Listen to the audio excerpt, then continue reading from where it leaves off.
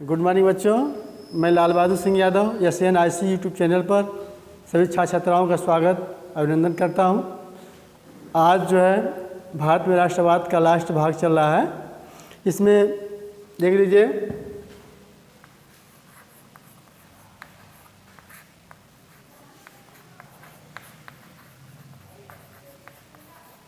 राष्ट्रवाद, इसमें सारे आंदोलन हैं, और हमने सविनय अवज्ञा आंदोलन तो बता दिया है।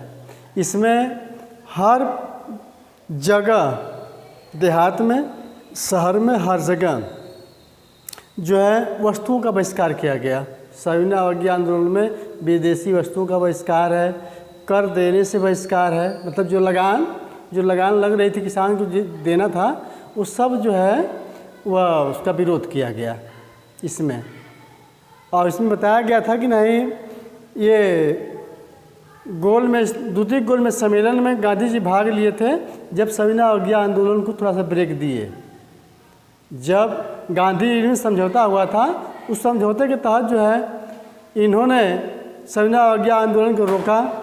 तो जो आंदोलनकारी थे, जो बड़े बड़े जो लीडर थे, वे बहुत नाराज़ थे इनके ऊपर कि क्यों आंदोलन को रोक रहे हैं। जब प्रथम विश्व युद्ध चल रहा था, उस समय लोगों ने अनुशासन दिया कि नहीं, यहाँ जो है हम जो है भारत को डोमिनियन स्टेट के आधार पर जो है हम उनको स्वतंत्र करा देंगे। लेकिन कुछ नहीं हुआ, कोई परिणाम उसका नहीं निकल पाया।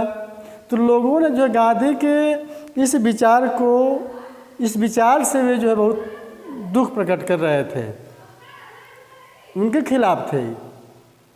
लेकिन गांधी समझौता इसलिए किए कि अब ये अहिंसात्मक जो आंदोलन था, ये हिंसा में बदल गया था।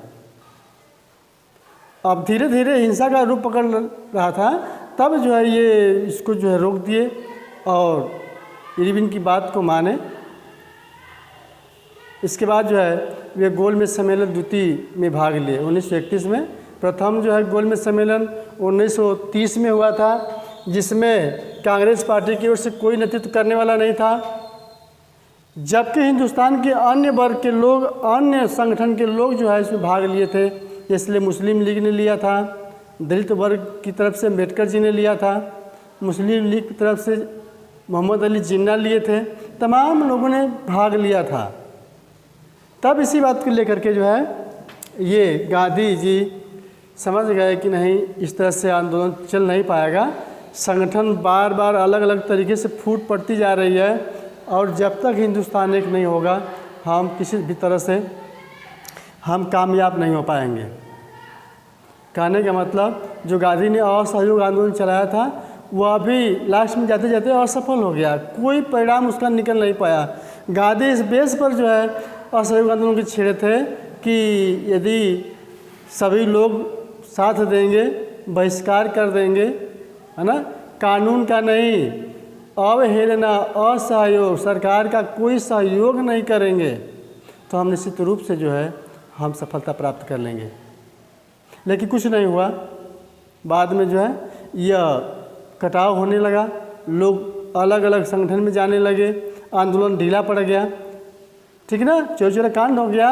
कांड के दौरान जो है ये गांधी जेल चले गए, बंद कर दिए, समझ गए कि हिंसा हो गई।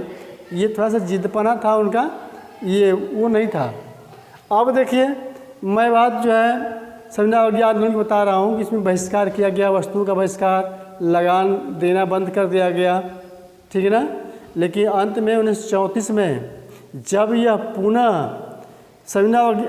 पुनः जो है जब द्वितीय गोलमेज सम्मेलन में भाग लिए, और ये 3 महीने का कार्यक्रम था, इसमें जो है इन्हें निराशा जब हाथ लगी, तब यह जो है वहाँ से आते हैं, तो पुनः जो है 1932 में यह आंदोलन को छेड़ देते हैं, पुनः सविनय अवज्ञा आंदोलन को यह चलाते हैं। लेकिन बेखूबी से चल नहीं पाता है। 1934 में जब के प्रारंभ के दौर में 1934 के प्रारंभ के दौर में यह आंदोलन बहुत धीमा पड़ गया था। इस तरीके से मैं बता दूं, कुछ शब्दावलियाँ इसमें दी गई हैं, जैसे इसमें देख लो, शब्दावली है पिकेटिंग, पिकेटिंग शब्द इसमें आया है, PKTING, पिकेटिंग किसे कहेंगे, इसका क्या अर्थ होता है?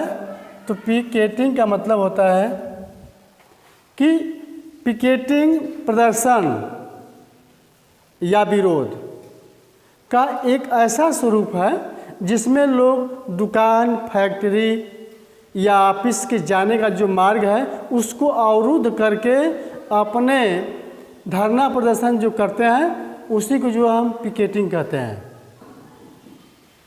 ठीक ना? कहने का मतलब जब कोई संगठन या जब कोई लोग जो है, पिकेटिंग का मतलब यही है कि प्रदर्शन या विरोध का एक ऐसा स्वरूप जिसमें लोग दुकान, फैक्ट्री और ऑफिस के मार्ग को अवरुद्ध करके अपना जो है विरोध जता रहे हों, प्रकट कर रहे हों, उसको हम पिकेटिंग कहेंगे। और द्वैध शासन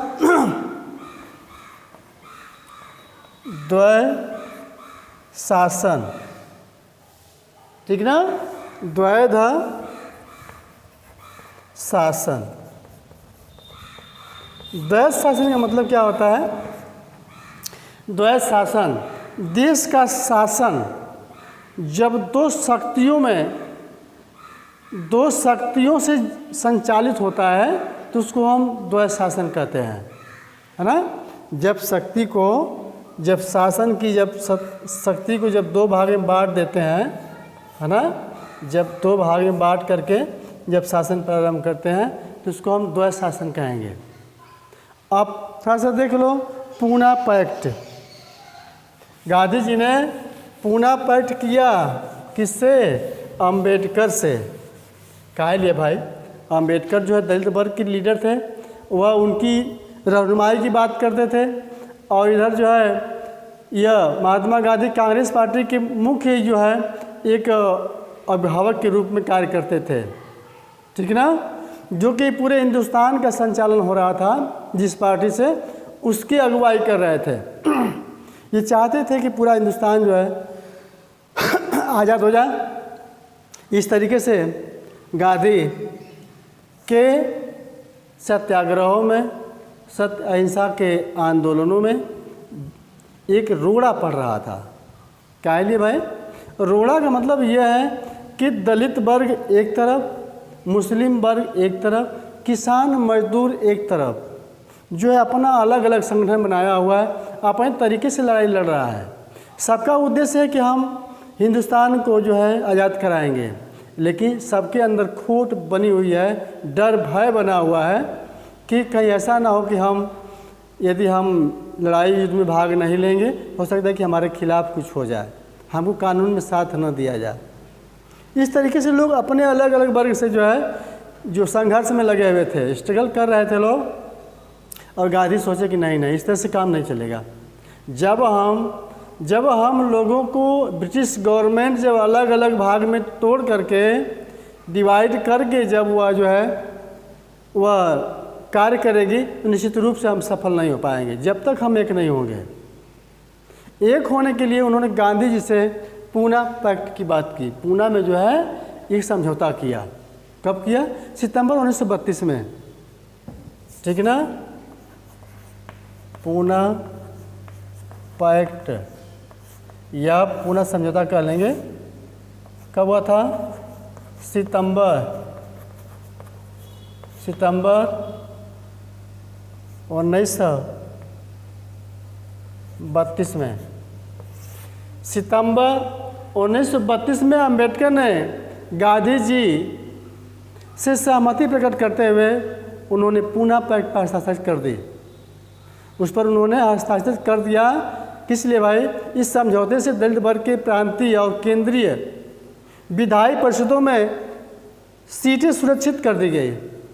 उन्हें जो है आरक्षित सीटें मिली, हालांकि उनके लिए मतदान सामान्य निर्वाचन क्षेत्र में ही होता है। अलग से कोई नहीं है कि ये मुस्लिम, ये दलित वर्ग की जो बस्ती है या क्षेत्र है उसमें उनका जो है ये जनसंख्या ज़्यादा है तो उसमें दिया जाएगा, ऐसी बात नहीं थी। ये उनके लिए जो है पूना पैक्ट में सीटें निर्धारित कर दी गई और इस पर जो है उस पूना पैक्ट पर डॉक्टर भीमराव अंबेडकर जी ने हस्ताक्षर कर दिए। इस तरीके से ये बात चला। अब एक और घटना है, देख लीजिए, हार्डिंग बम कांड। हार्डिंग यहाँ का वायसराय है ना, ठीक है ना, हार्डिंग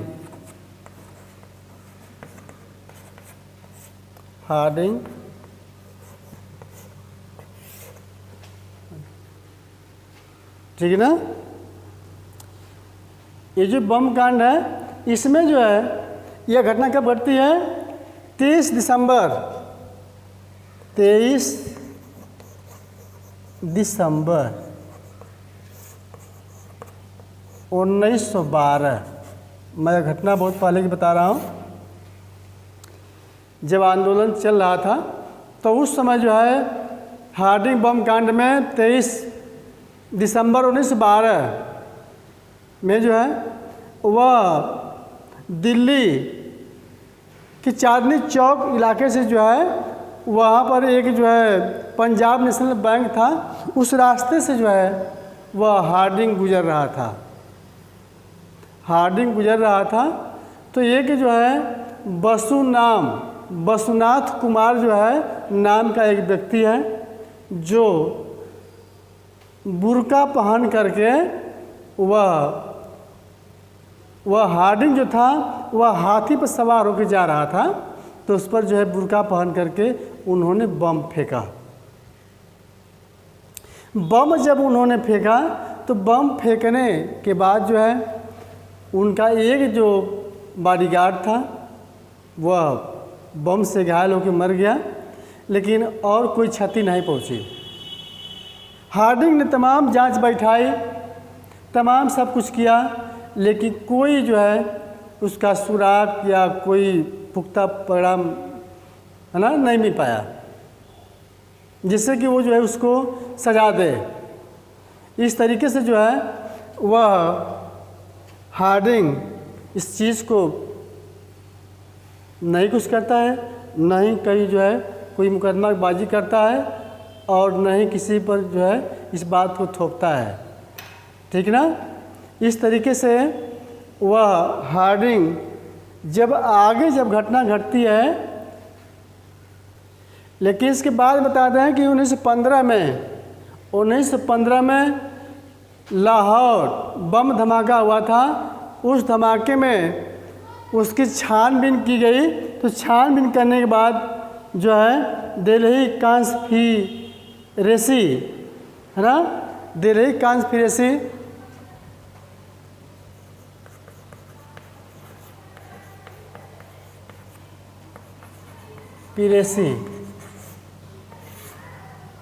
इसे कहने का मतलब है,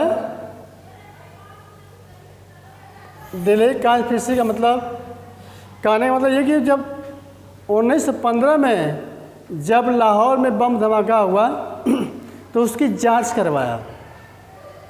जब उस बम कांड का जब जांच करवाया तो उस बम जांच में जो है उन्होंने कुछ लोग पकड़े गए, और उसी से जो है यह हार्डिंग बम कांड का भी वह घटना का जो है वह जासूस मिला, बात सामने आए। तो उसके आधार पर जो है उन लोग को फांसी दी गई, ठीक है ना।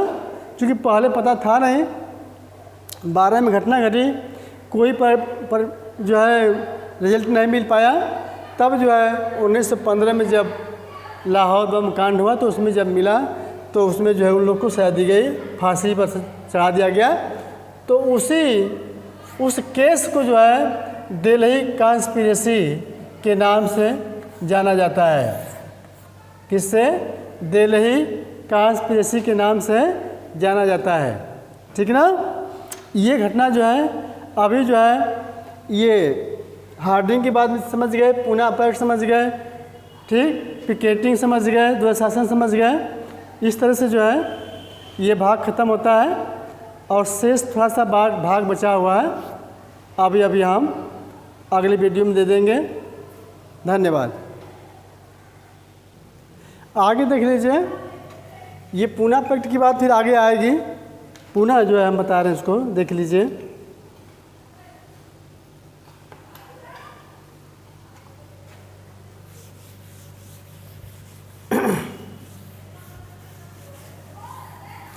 इसमें जो है एक भाग, जैसे मैं आपको विशेष रूप से बता दूं, प्रथम गोलमेज सम्मेलन, द्वितीय गोलमेज सम्मेलन, तृतीय गोलमेज सम्मेलन, ये सम्मेलन में ही भाग इसमें है।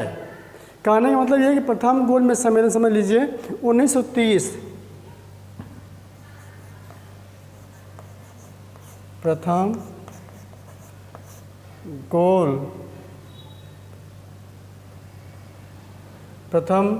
गोलमेज सम्मेलन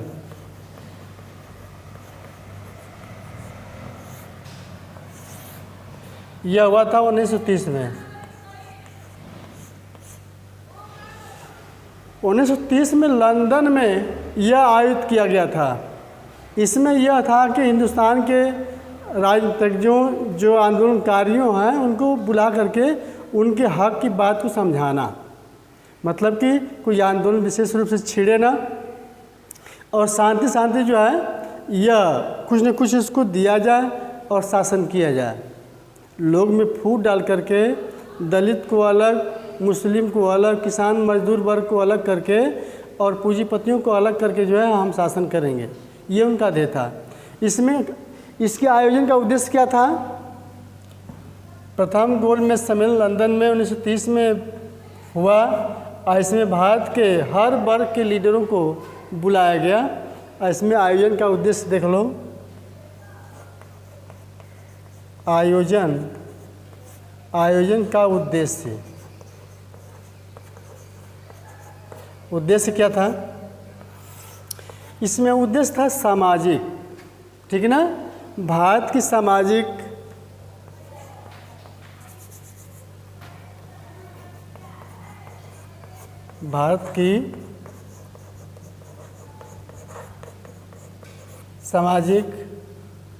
आर्थिक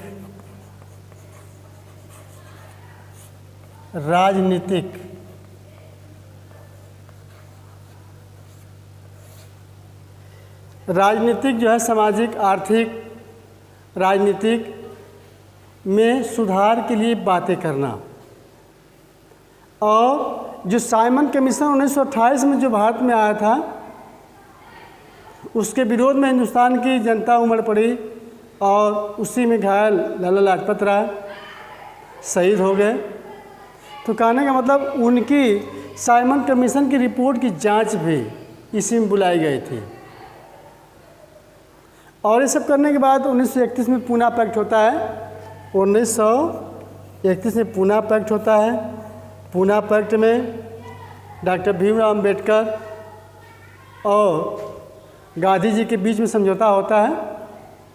चूँकि जो अंग्रेज़ थे वह फूट बता रहे हैं ना, फूट डाल करके वे चाहते नहीं थे कि संगठन बने और ये जो है कि हिंदुस्तान आज़ाद हो। तब जो है गांधी जी लाचार होकर के वे जो है यह पूना पैक्ट समझौता करते हैं। पूना पैक्ट में जो है दलित वर्ग को आरक्षित सीटें दी गई, बताया अभी भी।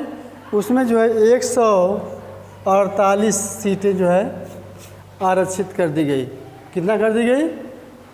148 सीट। कब हुआ था? 25 सितंबर 1932 में। पूना पैक्ट कब हुआ? ये हुआ था 25 सितंबर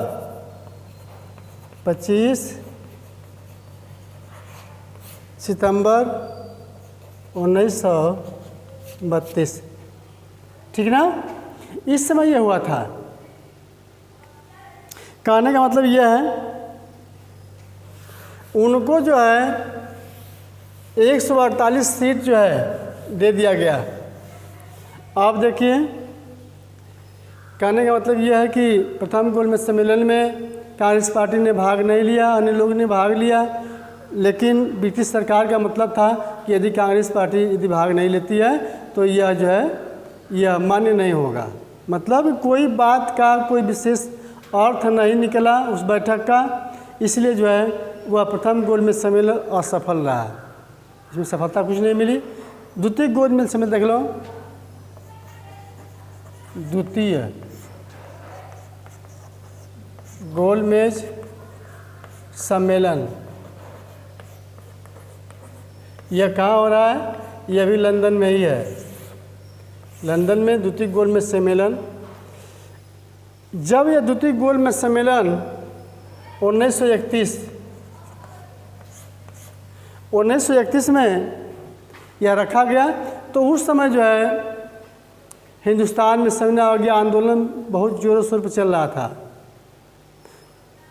तो जो है गांधी में समझौता हुआ, तो गांधी के समझौते में जो है उन्होंने कहा कि नहीं भाई चलो पहले द्वितीय गोलमेज सम्मेलन पहले भाग ले लो, यह हिंदुस्तान की बात रखी जाएगी। तो चूँकि उस समय हिंसा काफ़ी बढ़ गई थी, इसलिए गांधी जी रोक दिए और द्वितीय गोलमेज सम्मेलन में भाग ले लिए।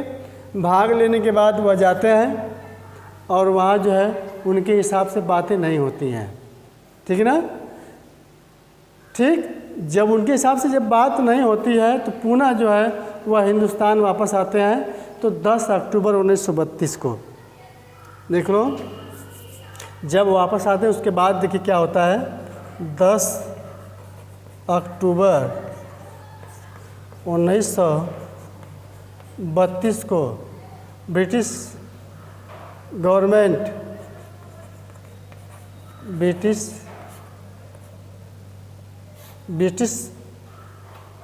या ब्रिटेन कर लीजिए, ब्रिटिश कर दीजिए, छोड़ दीजिए, ब्रिटेन कर लीजिए,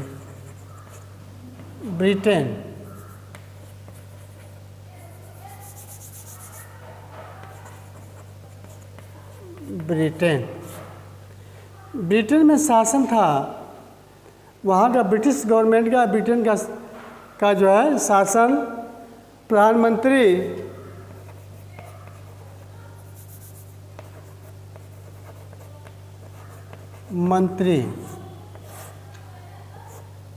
रैमजे मैकडोनाल्ड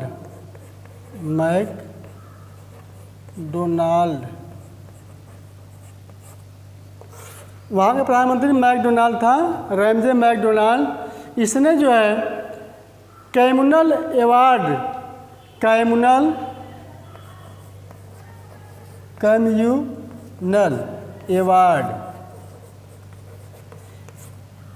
की घोषणा कर दी। क्या कर दी?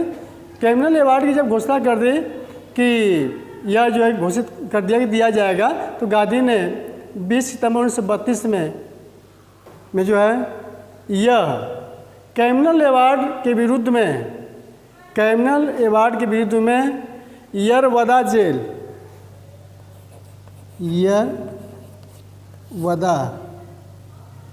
में यह अनशन करने लगते हैं। यरवदा जेल में अनशन शुरू कर दिया। उन्होंने इसे दलित को हिंदुओं से अलग करने की रणनीति बताया। महात्मा गांधी ने कहा कि इसके हिसाब से जो है क्या होगा, इससे ये जो कम्युनल अवार्ड है इसकी घोषणा से उनको ये साबित हो गया कि यहाँ जो है दलित वर्ग और हिंदुओं को अलग अलग किया जा रहा है। तो उस समय यरवदा जेल में थे और वहीं पर जो है इन्होंने अनशन प्रारंभ कर दिया। अनशन प्रारंभ कर देते हैं और पुनः जो है अनशन के बाद वही पैक्ट होता है, पूना पैक्ट में ये समझौता होता है। तो समझौते को जो है वो मान लिया जाता है, ठीक ना। और तृतीय गोलमेज सम्मेलन 1932, तृतीय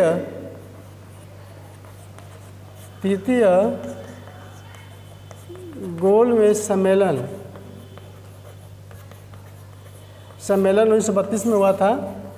1932 में इसी में पूना पैक्ट को जो है स्वीकृति ब्रिटिश गवर्नमेंट की तरफ से हो जाती है और मान लिया जाता है। और इसके हिसाब से जो है उसी में जो है 148 सीट जो है दलित वर्ग को आरक्षित कर दिया गया था। ठीक, थोड़ा सा भाग में बताऊंगा काकोरी कांड के बारे में। देख लो काकोरी कांड।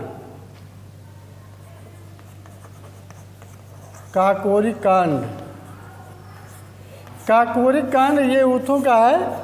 इसमें जो है हिंदुस्तान रिपब्लिकन एसोसिएशन की स्थापना जब कांग्रेस लड़खड़ा रही थी, जब वह नौजवानों की बात को नहीं मान रही थी, तब जो है ये लोग अलग हो गए, अलग संगठन बनाए।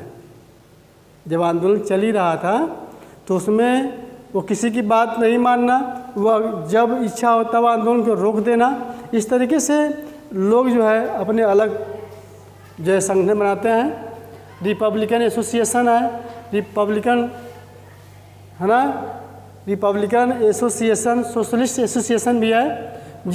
देखिए ये दोनों संगठन यूथों का है। रिपब्लिकन एसोसिएशन में ये काकोरी कांड में, काकोरी कांड जो है, काकोरी कांड में जो है राम प्रसाद बिस्मिल है ना, राजेंद्र लाहिड़ी, रोशन सिंह, अशफाकुल्ला खां, ये 4 मुख्य जो है इसके वारदात के ये मूल जो है क्रांतिकारी थे। भगत सिंह भी थे लेकिन मूल में थे नहीं, वो अलग से थे, लेकिन मूल यही थे। और कहने मतलब कि 29 लोग भाग लिए थे काकोरी कांड में। मतलब कि वह एक गाड़ी थी, रेलगाड़ी जा रहे थे और उसमें खजाना भरा हुआ था।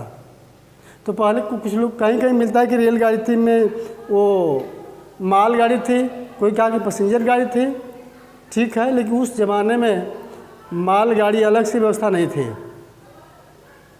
माल की रखने की व्यवस्था और जनता की जाने की व्यवस्था एक ही गाड़ी में होती थी। तो उसमें कुछ अंग्रेज सिपाही थे, बैठे हुए थे, सवारियां भरी हुई थी, लेकिन उसमें जो है खजाना भरा हुआ था। और ये जो है काकोरी एक स्थान का नाम है। उस गाड़ी में कुछ लोग पहले से चढ़े रहते हैं। जैसे ही काकोरी आते हैं वहीं प्लानिंग है, वहीं लोग छिपे हुए हैं और चैन कूलिंग कर दी जाती है, गाड़ी रुक जाती है। रुकने के बाद सभी लोग उस गाड़ी में चढ़ जाते हैं और माल को लूट लेते हैं। चूँकि ये तैनात थे, हथियारों से लैस थे, अंग्रेज सिपाही थे, लेकिन किसी ने विरोध इसका नहीं किया। काहे लिए नहीं किया? क्योंकि ये तैनात नहीं थे ना, तो कोई प्लानिंग थी उनकी। और ये लूट करके जो है यहाँ से वो चले गए।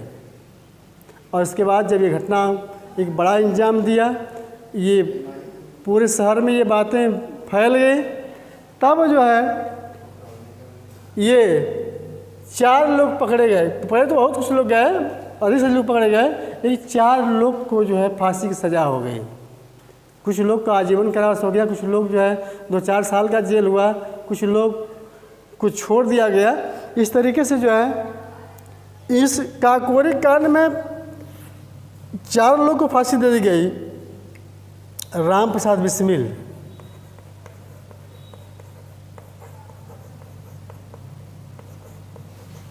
बिस्मिल, नंबर 2 राजेंद्र लाहिड़ी,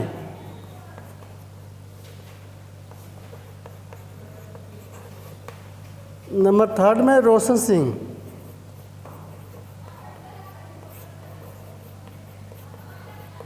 नंबर 4 में है अशफाकुल्ला खां।